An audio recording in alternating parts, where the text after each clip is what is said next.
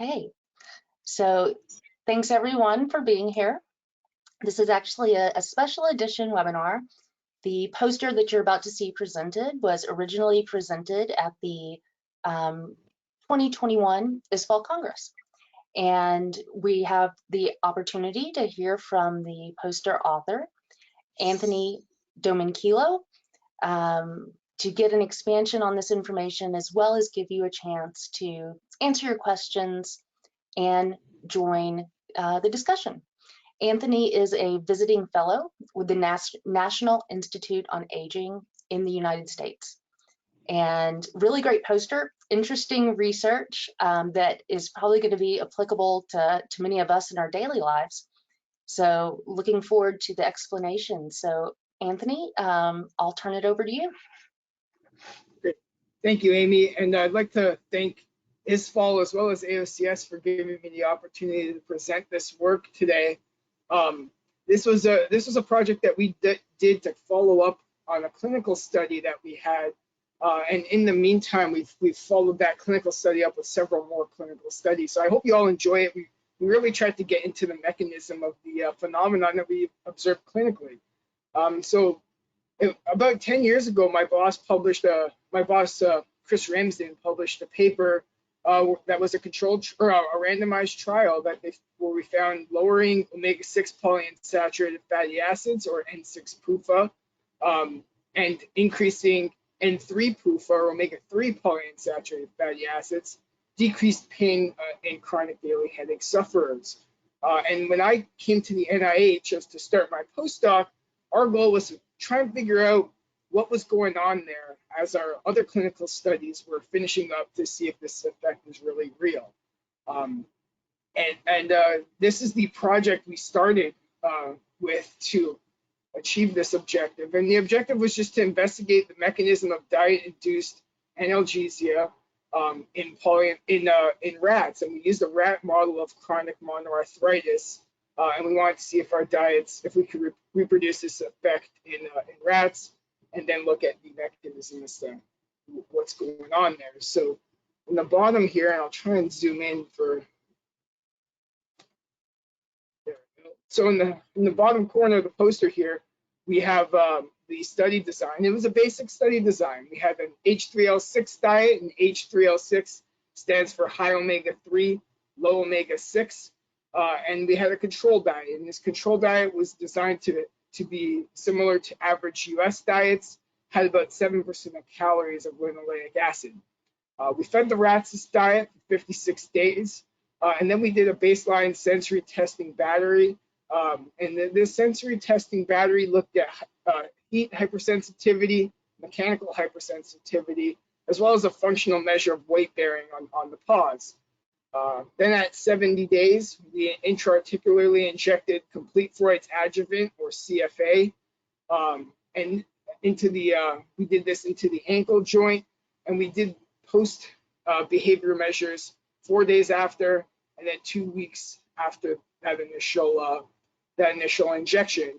The intra-articular CFA model it's a model of chronic monoarthritis in rats. It's well used, and you can look up literature on the utility of this model and how it reproduces clinically. We then harvested tissues from these animals to look at what changes might be happening, and our focus here was to look at the oxidized lipid concentrations in tissues in the pain circuit. Perfect. So here's our diet composition. You can see we get about a 10-fold lowering of linoleic acid in our H3L6 diet, and then we had an increase in omega-3s, but notably this increase in omega-3s was essentially only in EPA and DHA, so these are the omega-3 fatty acids that are found in fish oil, thought to be the more bioactive ones, especially when you think about pain. For our sensory testing battery, we used the Hargreaves apparatus to measure thermal hypersensitivity. We used the Von Frey assay to measure mechanical sensitivity, and we used an incapacitance meter for relative hind paw weight bearing. Just for those who don't know, the Hargreaves apparatus is when you shine a heat stimulus on the paw of the animal and measure how long it takes for them to withdraw from it. The von Frey uses calibrated filaments that you poke the animal with, and you can get a measure of mechanical hypersensitivity. An incapacitance meter is basically a way to measure how much weight the animal is putting on each paw. For our biochemical measurements, we use LCMSMS to measure bioactive oxidized lipid mediators. We also use the gas chromatography flame ionization detection to look at fatty acids. So I'll start by going over the biochemical results. Figure 2 shows the in the injected or in the non-injected hind paw the polyunsaturated fatty acid concentrations. We saw predictable decreases in omega-6 derived polyunsaturated fatty acids, as well as predictable increases in omega-3 derived polyunsaturated fatty acids in the hind paw. This gave us a good indication that our diet was changing at least the polyunsaturated fatty acids in the tissue. If you focus on this figure here, this is the oxidized lipid mediator concentrations. The left side is in plasma, the right side is in the injected hind paw. And I like to use these principal component analyses to simplify the data because you do end up, you measure a lot of mediators, you end up with a lot of data points. So it's really hard to visualize. And these graphs here, if you focus just on these plots up at the top, what it tells you is there's a difference between the groups and the oxidized lipid mediators, and it's pretty clear. So in green, we have animals that were on our H3L6 diet, and in red, we have animals that were on the H6 control diet. And our machine learning algorithm here was able to separate out these groups into two components. If you focus on the bottom left panel of this figure here, we could see that certain omega-6 polyunsaturated fatty acids tended to be higher, or at least were more negative in component 2, indicating that they would be higher in our H6 control diet, while we had several omega-3 polyunsaturated or omega-3 derived oxylipins that were positive in component 1, indicating they'd be higher in our H3L6 group. Similar findings were found in the paw or in the hind paw. So this gave us an idea that there did seem to be some type of changes happening at the oxylipin level in the hind paw, though these seem to be a little bit more nuanced than the changes in the polyunsaturated fatty acids. Just to give you an idea, this is again hind paw lipid mediator concentrations. So just to give you an idea of what this looked like when you take the biochemical pathway into consideration. So highlighted in red are DHA-derived oxylipins, and you can see those all, and the size of the bubble indicates fold change in the H3L6 group compared to the H6 control. So you can see in the H3L6 group, almost all of these omega-3 derived oxylipins were increased. On the omega-6 side, it was a little bit more nuanced. So we had some nice decreases in certain LA-derived mediators. So these are things like 13-HOD, 9-HOD, and the EPOMs and the dihomes. However, the other N3 or N6 derived oxylipins again had a more nuanced concentration pattern. So, for instance, 5-HEAT and 5-HEAT, prostaglandins, thromboxanes, as well as several of these ALOX12B, ALOX-E3 pathway derivatives didn't seem to be changed by our diet, which we thought is interesting, and that's something we're going to follow up. So now the question that gets everyone really excited, what happened to the pain measurements? Here I'm only showing 3 figures, though we have some more pain measurements that I could talk about, but this really sums them all up. So on the left here, we have thermal hypersensitivity. On the y-axis, it's the relative hind paw withdrawal latency in the injected paw over the uninjected paw. What this means is if an animal has a faster latency, if the animal has a faster latency, they're more heat hypersensitive, which is based on our measurements, or that means the animal's more in pain. So you can see at baseline, both groups tended to have the same amount of relative withdrawal latency. That was about 1. So both paws are kind of pulling away at the same time.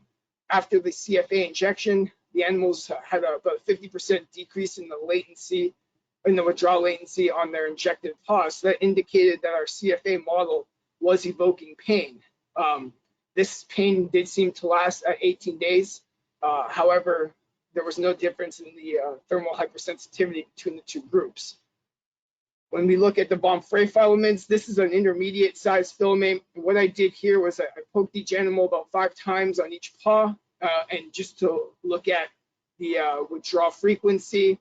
You can see at baseline, very little amount of action happening here. The animals aren't really withdrawing much. With CFA though, this withdrawal frequency goes up, and it kind of stayed up at 18 days. No effect of the diet, but there was an effect of time. So again, our CFA model was evoking hypersensitivity, though there was no diet effect. And then finally, for the relative hind paw weight bearing, you can see the ratio here is 1. So that means at baseline, the animals are putting the same amount of weight on both paws. After our injection, the injected paw had a lot less weight being put on it. Again, about a 50% reduction in the weight being put on the injected paw. And this remained throughout the duration of the study. We even took this measure out a little bit longer because it's an easy one to do. So we did it on the day we euthanized the animals, but no effective diet, even though the hypersensitivity remained throughout the experiment. So our conclusions here were that altering dietary polyunsaturated fatty acids changed PUFA and oxidized lipid mediator concentrations, particularly in pain circuit tissue, but but diet did not affect the induced hypersensitivity in a rat model of chronic arthritis. So that's the main results I have for you all today, and I'm happy to take any questions. Hey, thank you so much. So if you have any questions for our presenter, you can write those into the questions panel on your control panel.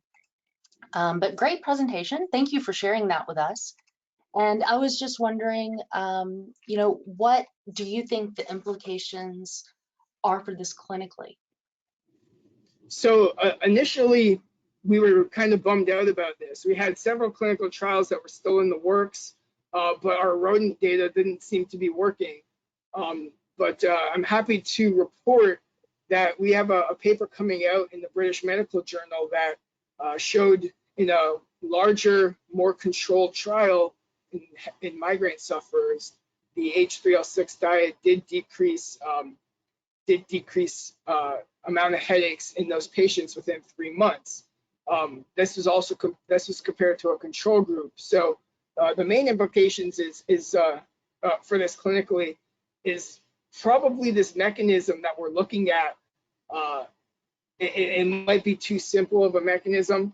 I'm not so certain that the oxylipins are really going to be where the diet's having its effect. That being said, measuring pain in animals is really tough, and probably the biggest takeaway here is it's really hard to reproduce these chronic pain conditions in an animal, and that's something that the field is working on.